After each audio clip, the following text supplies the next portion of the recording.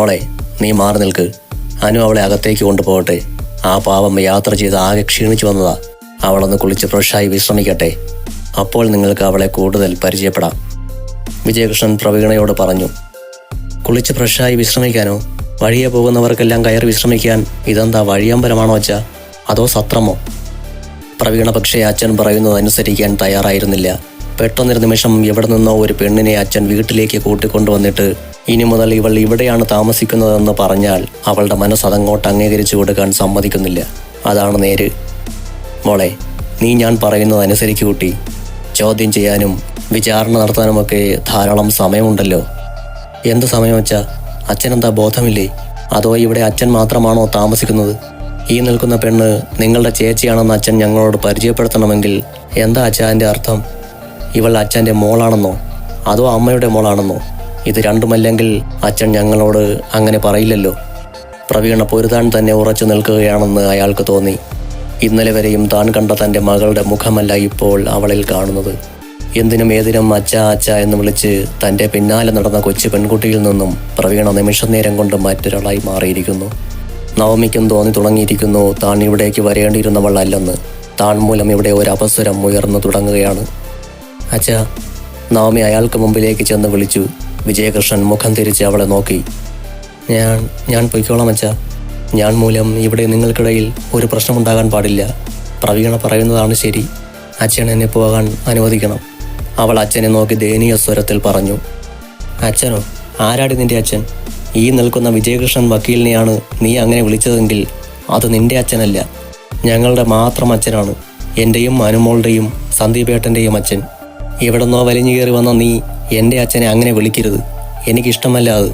എനിക്ക് മാത്രമല്ല, ഞങ്ങൾക്ക് ആർക്കും ഇഷ്ടമല്ല. പ്രവീണയുടെ കണ്ണിൽ നിന്ന് തീ പറക്കുന്നുണ്ടായിരുന്നു. അവളുടെ ആ ഭാവം നവമിയെ ഭയപ്പെടുത്തുക തന്നെ ചെയ്തു. മോളെ, ഇവിടെ വാ. അയാൾ അനു റാണിയെ നോക്കി വിളിച്ചു. അനു അയാളുടെ അടുത്തേക്ക് വന്നു. നീ ഇവളെ കൊണ്ടുപോയി നിന്റെ റൂമിനോട് ചേർന്നുള്ള റൂം തുറന്ന് അതിൽ കൊണ്ടിരുത്ത്. എന്നിട്ട് ഇവൾക്ക് എന്തെങ്കിലും വേണമെങ്കിൽ അത് കൊടുക്ക്, കേട്ടോ മോളെ? അനു വന്ന് നവമിയുടെ കയ്യിൽ പിടിച്ചു. വാ ചേച്ചി, അവൾ വിളിച്ചു. അനു, നിന്നോടാ ഞാൻ പറഞ്ഞത് ഇവളെ അകത്തേക്ക് കൂട്ടിക്കൊണ്ടു പോകാൻ പറ്റില്ലെന്ന്. ഞാൻ പറഞ്ഞതനുസരിച്ചില്ലെങ്കിൽ അമ്മ വരുമ്പോൾ ഇതിനുള്ള കൂലി നിനക്ക് എണ്ണി എണ്ണി ഞാൻ മേടിച്ചു തന്നിരിക്കും. തൻ്റെ വാക്കുകൾക്ക് ഏവരും പുല്ല് വിലയാണ് നൽകുന്നതെന്ന് കണ്ടതോടെ പ്രവീണയ്ക്ക് ദേഷ്യം കൂടി. പ്രവീണ ചെന്ന് അനുവിനും നവമിക്കും മുൻപിൽ കയറി നിന്നു. ഇവളെ ഇവിടെ താമസിപ്പിക്കാൻ പറ്റില്ലെന്ന് പറഞ്ഞാൽ പറ്റില്ല. അല്ലെങ്കിൽ അമ്മയും സന്ദീപേട്ടനുമൊക്കെ വരട്ടെ, അതിനുശേഷം ആലോചിക്കാം. പ്രവീണെ, നിന്നോട് അവർക്ക് മുമ്പിൽ നിന്ന് മാറി നിൽക്കാനാ പറഞ്ഞത്. നിന്റെ അമ്മയോട് ഞാൻ പറഞ്ഞോളാം, പോരെ? നിന്റെ സന്ദീപേട്ടനുള്ള മറുപടിയും ഞാൻ തന്നെ കൊടുത്തോളാം. തീർന്നല്ലോ നിന്റെ പ്രശ്നം. ഇനി അവർക്ക് വഴിയൊഴിഞ്ഞു കൊടുക്ക്. അച്ഛൻ എന്നെ വെല്ലുവിളിക്കുകയാണോ? എങ്കിൽ അച്ഛൻ ഇവളെ ഇവിടെ താമസിപ്പിക്കാൻ എന്നോട് മാത്രം പൊരുതി ജയിച്ച പോരാച്ച. ഞാൻ മുത്തശ്ശിയെ വിളിച്ചു വരുത്തും. അങ്കിൾമാരെ രണ്ടുപേരെയും ഞാനിവിടെ വിളിച്ചു വരുത്തും. അവരുടെയൊക്കെ മുൻപിൽ വച്ച് അച്ഛന് പറയാമോ ആരെതിർത്താലും ഞാൻ ഇവളെ ഈ വീട്ടിൽ തന്നെ താമസിപ്പിക്കുമെന്ന്? എങ്കിൽ അതെനിക്കൊന്ന് കാണണം. അനു, മോഹനങ്കിളിൻ്റെ സ്വഭാവം നിനക്ക് ശരിക്കറിയാമല്ലോ. അച്ഛന് കൂട്ടുനിൽക്കാനാ നിന്റെ പ്ലാനെങ്കിൽ നീ അതിനെ അനുഭവിക്കുമേ കുഞ്ഞെ. ഒരു താക്കീതിൻ്റെ സ്വരത്തിൽ പ്രവീണ പറയുന്നത് കേട്ട് അനുറാണി അച്ഛനെ നോക്കി. അച്ഛനാണ് പറയുന്നത്, മോൾ അവളെ കൊണ്ടുപോയി റൂം കാണിച്ചു കൊടുക്ക്. അയാൾ അനുറാണിയോടായി അത്രയും പറഞ്ഞിട്ട് പ്രവീണയ്ക്ക് നേരെ തിരിഞ്ഞു. നിന്റെ അങ്കിൾമാരുണ്ടല്ലോ, അവർ ഷോ കാണിക്കേണ്ടത് ഇവിടെ ഈ വീട്ടിൽ എൻ്റെ മക്കളുടെ അടുത്തല്ല. അതിന് വിജയകൃഷ്ണൻ ജീവനോടിരിക്കുമ്പോൾ സമ്മതിക്കത്തുമില്ല. അതിനവർക്ക് സ്വന്തം വീടുണ്ട്. അവിടെ അവർക്ക് മക്കളും ഭാര്യമാരുമുണ്ട്. അവരോട് വേണം തകർക്കാൻ, അല്ലാതെ ഇവിടെ വേണ്ട, കേട്ടല്ലോ? നീ അവരെ വിളിച്ചു വരുത്തി കളയുമെന്ന് ഭീഷണി മുഴക്കിയത് കൊണ്ട് അച്ഛൻ പറഞ്ഞോയതാ. അച്ഛൻ ഞങ്ങളെയൊക്കെ വെല്ലുവിളിച്ചുകൊണ്ട് എത്ര നാൾ ഇവളെ ഇവിടെ താമസിപ്പിക്കും അച്ഛാ? അച്ഛൻ ഒറ്റപ്പെട്ട് തോറ്റുപോകത്തേയുള്ളൂ. ആരെയും വെല്ലുവിളിക്കാനോ യുദ്ധം ചെയ്ത് നേടാനോ ഒന്നുമല്ല മോളെ ഞാൻ ഇവളെ ഇവിടേക്ക് കൊണ്ടുവന്നിരിക്കുന്നത്. അവൾക്ക് പോകാൻ ഒരിടമില്ല. ഇവൾക്ക് അന്തിയുറങ്ങാൻ സുരക്ഷിതമായ ഒരു സ്ഥലമില്ല. ഇവൾക്ക് ഉണ്ണാനോ ഉടുക്കാനോ മാറിയുടുക്കാൻ ഒരു വസ്ത്രമോ പോലുമില്ല.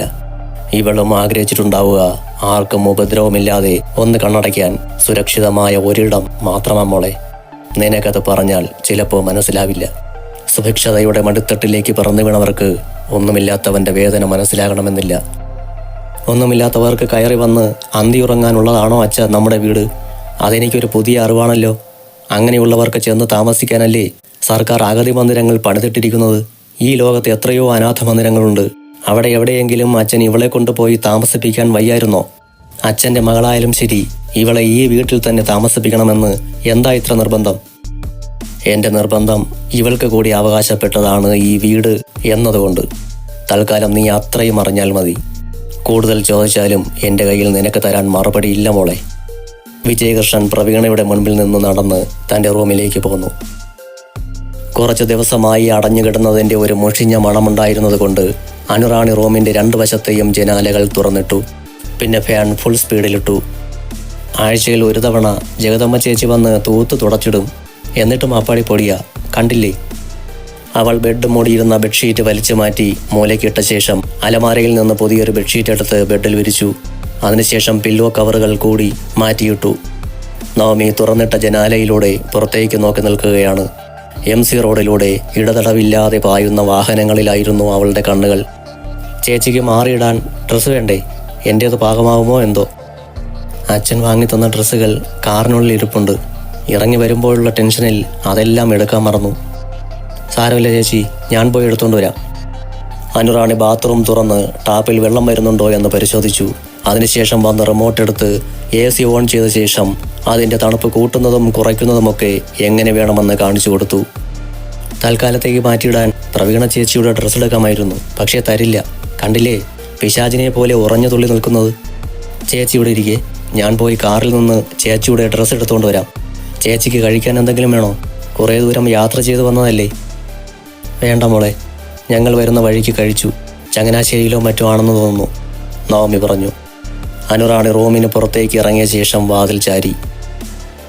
പള്ളിക്കത്തോട് വില്ലേജിലെ 4-ാം വാർഡിലെ താമസക്കാരനായ ഒരു ഭൂവുടമ നൽകിയ പരാതിയിൻ പ്രകാരം ഭൂമിയുടെ സർവേ നമ്പർ പരിശോധനയ്ക്കായി ഫീൽഡിൽ നിൽക്കുകയാണ് സുമംഗല.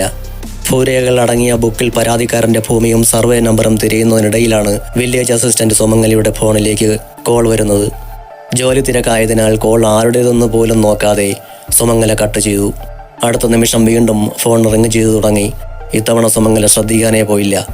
എന്നാൽ 3-ാം തവണയും ഫോൺ ബെല്ലടിച്ചു തുടങ്ങിയതോടെ സുമംഗലയ്ക്കൊപ്പം ഫീൽഡിലേക്ക് വന്ന കൃഷ്ണൻകുട്ടി ചേട്ടൻ മേഡത്തിനെ ഫോൺ അടിക്കുന്ന വിവരം ഓർമ്മിപ്പിച്ചു. സുമംഗല ബുക്ക് കൃഷ്ണൻകുട്ടിക്ക് കൈമാറിയ ശേഷം ഫോൺ എടുത്ത് ഡിസ്പ്ലേയിലേക്ക് നോക്കി. 3 വിളികളും പ്രവീണയുടേതാണ്.